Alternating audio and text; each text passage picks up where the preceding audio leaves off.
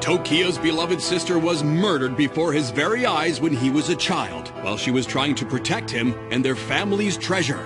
After seeing Rekka and Fuko fighting at the school, Tokia believes that Rekka had something to do with his sister's death. So Tokia confronts Rekka in search of the identity of his sister's killers. And Tokia's formidable Ensui extinguishes Rekka's flames. Ang apoy sa harap ng salamin.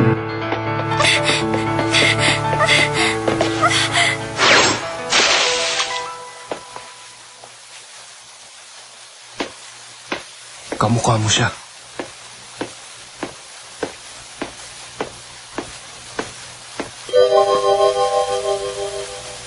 Rekka!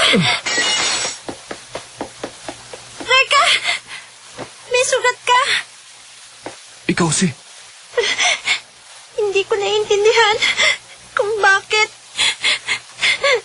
nagawa mo ang bagay na ito.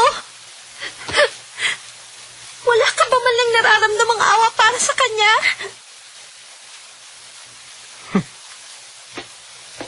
Walang pakiramdam. Matagal nang nawala ang aking pakiramdam. Dahil sa gabal lang ito sa aking pagiganti. Rekka, iniligtas ka ni Ana. Pakakawalan kita ngayon. Pero hindi pa tayo tapos. Makukuha ko rin sa'yo ang gusto kong malaman.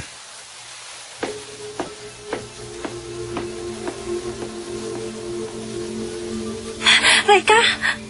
Ang labo naman. Huwag ka muna magsalita.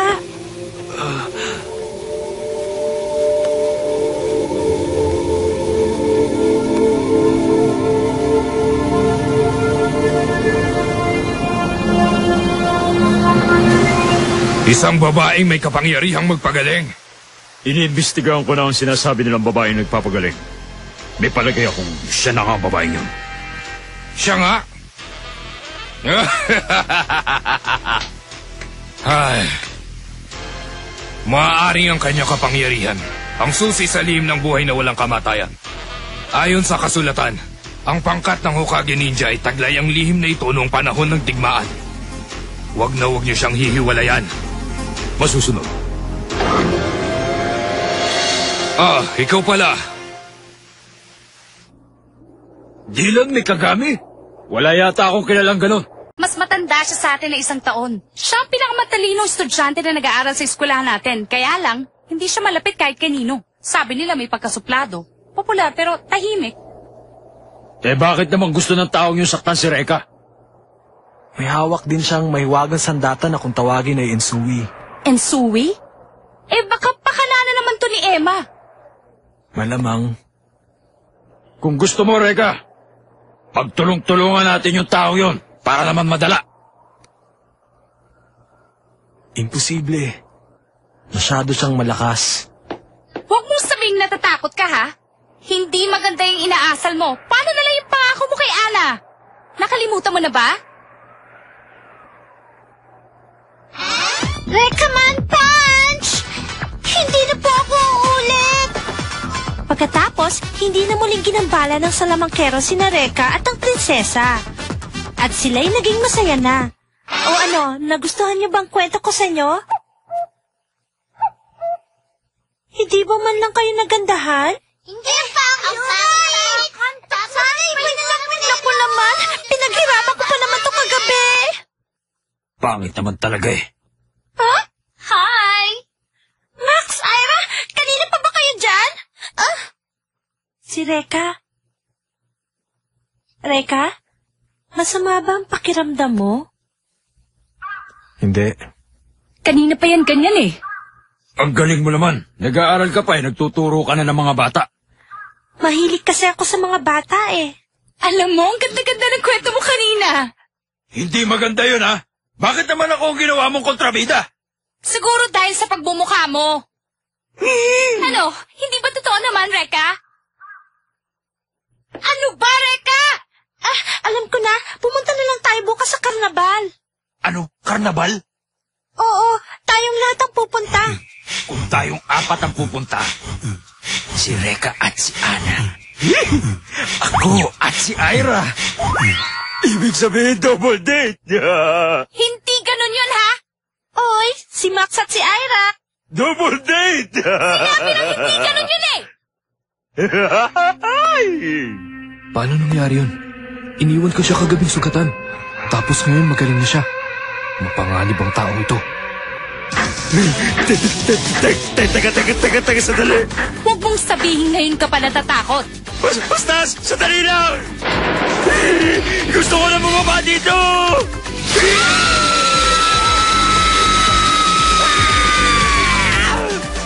Oh, ang sarap sumakay. Ah? Max, okay ka lang ba? Parang nawalan yata siya ng malay. Sasakay pa kami ng roller coaster, sasama ka pa ba? Baka himatayin uli ako eh. Ang laki mong tao, laki mo namang lampa. Reka, may dinaramdam ka ba? Hindi ka pa kasi sumasakay sa mga ride eh.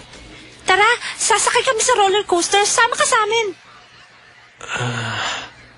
Sabi ko, ako ang tagapagligtas ng prinsesa.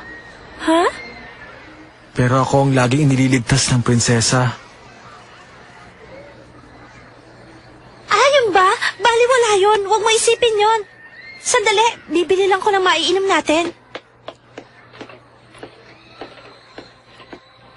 Kawawa naman si Reka.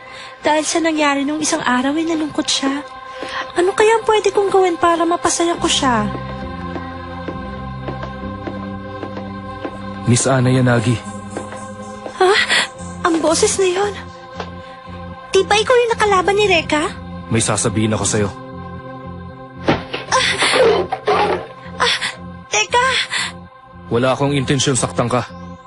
Maniwala ka.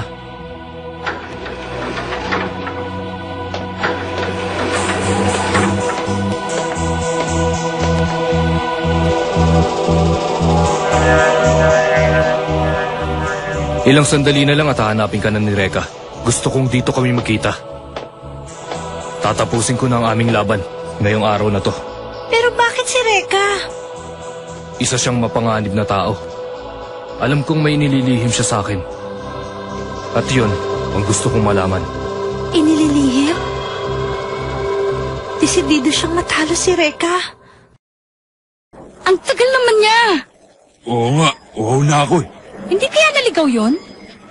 Tara, hanapin natin. Sige. Reka, ang mahal mong prinsesa hindi pa rin bumabalik. Ha? Bahala ka.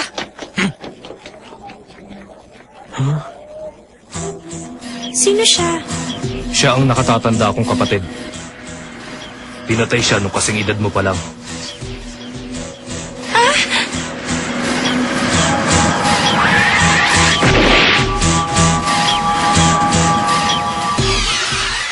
Mula nun, isinumpa ako na ipagiganti ang kanyang kamatayan. Si Reka? Wag! Huwag ka nang tumuloy! Huwag ka nang pumunta rito! Prinsesa! Reka, wag! Mapapahamak ka lang! Pero... Reka, wag! Pero nangako ako na magiging ninja ng prinsesa. Reka, mapapahamak ka lang! Prinsesa!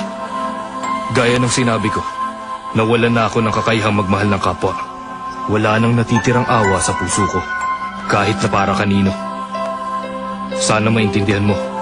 At habang kasama mo si Reka, palagi kang malalagay sa panganib. Sigurado yan. Huwag mo na ituloy! Sorry. Huli na ang lahat, Ana. Prinsesa! Sinakta ka ba niya? Reka! Prinsesa, pasensya ka na sa inasal ko kanina. Minsan lang ako natalo pero inisip ko na hindi kita kayang pagtanggol. Sorry Sorry talaga. Hindi na mauulit yon. Kahit anong mangyari, ako pa rin ang magiging tagapagtanggol mo. Okay ba yon, prinsesa? Reka! At ikaw, Dylan, bakit kailangan pang dukutin ang aking prinsesa? Siguro natatakot ka na ngayon dahil hindi ka naman nanalo sa akin, no?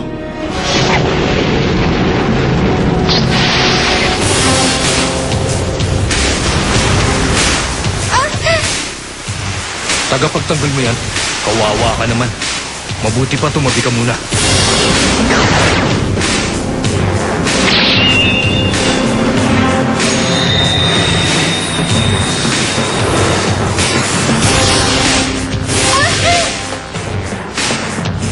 Ilalabas ng aking insui ang tunay mong pagkatao.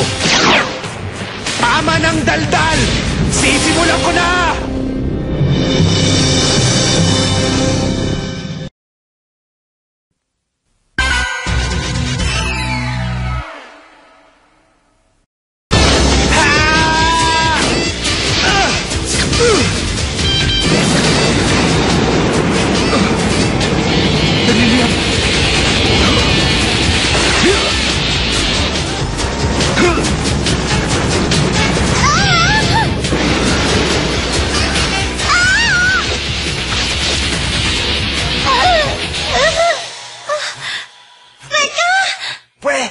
Nasobrahan ko yata ng apoy eh. Munti ka na tuloy tamaan. Reka, nasaktan ka ba? Marami kang sugat. Nako, hindi. Hindi naman masakit eh. Sigurado ka ba talaga? Nakita ko nung paghaluin mo ang pulbura at ang iyong apoy, kaya ito sumabog.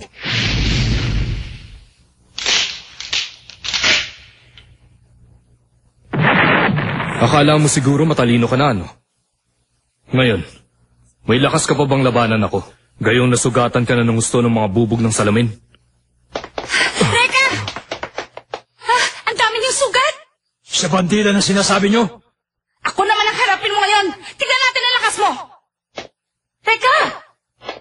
Salamat. Pero hindi ko kailangan ng tulong nyo. Sarili kong laban ito. Akong bahala dito!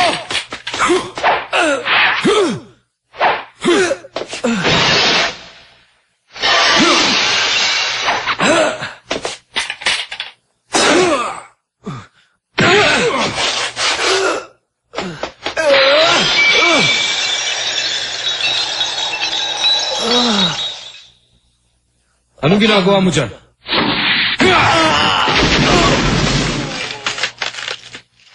Kawawa ka naman. Hindi mo pala alam ang pagkakaiba ng totoo sa hindi. Mayabang. Baka mapahamak si Reka! Ay! Ano nangyari?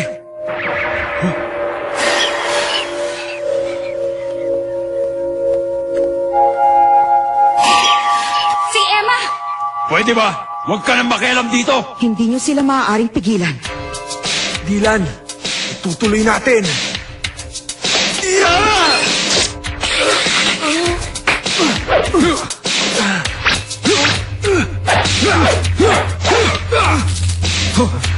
Ito sa'yo!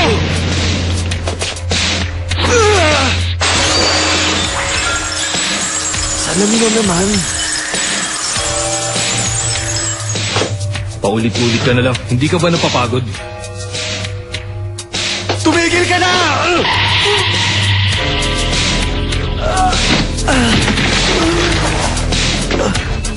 Bilib din naman ako sa lakas ng fighting spirit mo. Pero hindi pa rin ito sapat para may papanalo mo ang laban nito. Reka! Tulungan na natin siya. Emma! Nakikiusap ako sa'yo. Pagigilin mo na sila. Baka mapahamak pa si Reka.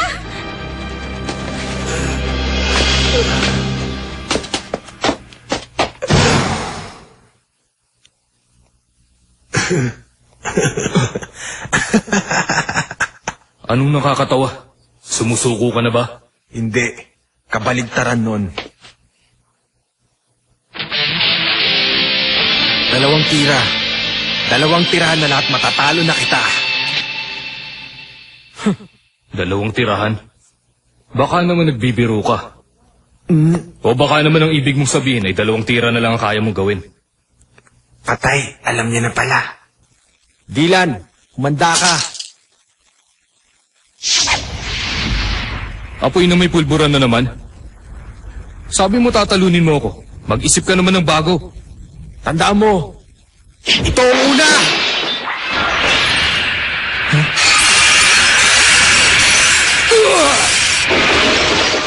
Naiintindihan ko na.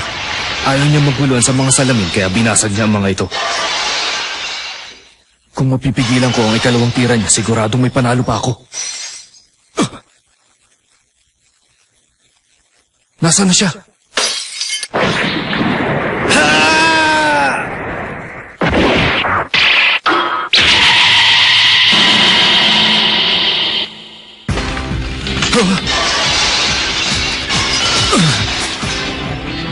Salamin? Ito ang ikalawa!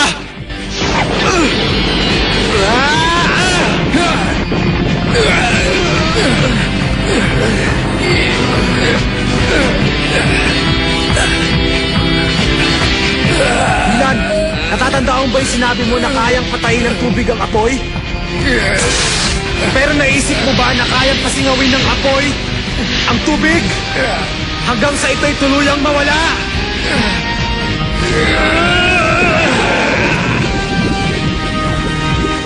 Ang ansuri ko.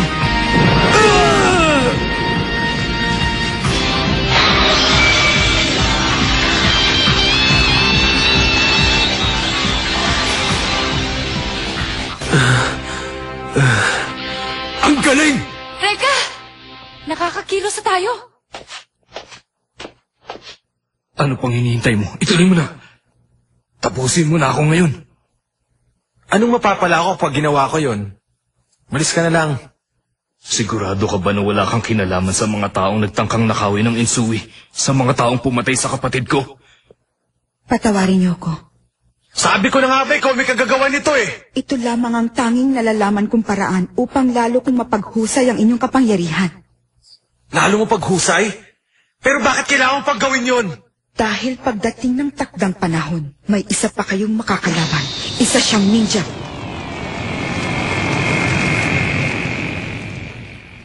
Anong sabi mo? Isa ring ninja? Sigurado ko na ngayon pa lang ay iniipon na nilang lahat ng mahiwagang sandata upang mapasa kanilang kapangyarihang taglay ng bawat isa.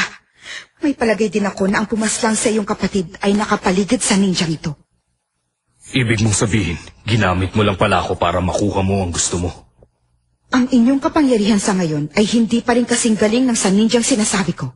Ang mahalaga ay magsama-sama kayo upang lalong lumakas. Huwag mo akong idamay sa mga kalokohan ninyo. Inaamin ko na natalo mo ako ngayon. Pero hindi ko matatanggap ang awa mo sa akin. Sa ngayon, isa lang ang gusto ko masiguro.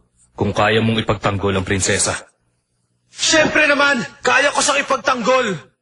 Pero pag hindi ko nagawa yon, mabuti pang akong mawala. Para ka talagang ninja nung unang panahon.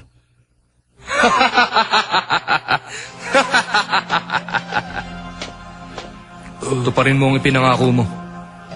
Oo. Di mo na kailangan magpakamatay. Dahil pag nalaman ko na pinabayaan mo siya, ako na mismo magpapahirap sa'yo. Hanggang kamatayan. Puro ka daldal.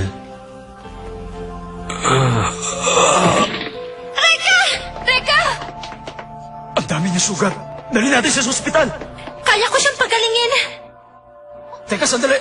Ano gagawin mo?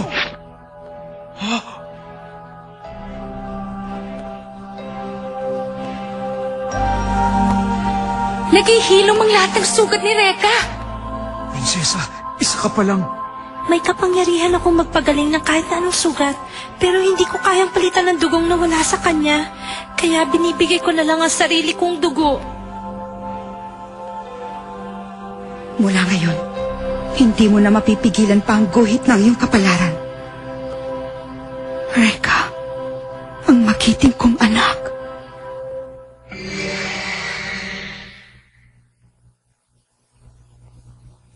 Ito po ang nakalap kong impormasyon. Ang babae niyan ay si Ana Yanagi at may kapangyarihan sa magpagaling. Ganun ba? At isa pa, ang mga taong nakapaligid sa kanya ay may taglay ding iba't ibang kapangyarihan. Ano? Anong nakakatawa dyan? Natutuwa ako. Ngayon ay alam ko na ang dahilan kung bakit umuugong ang aking mahiwagang sandata. Kailangan kong makuha ang babaeng may kapangyarihang magpagaling.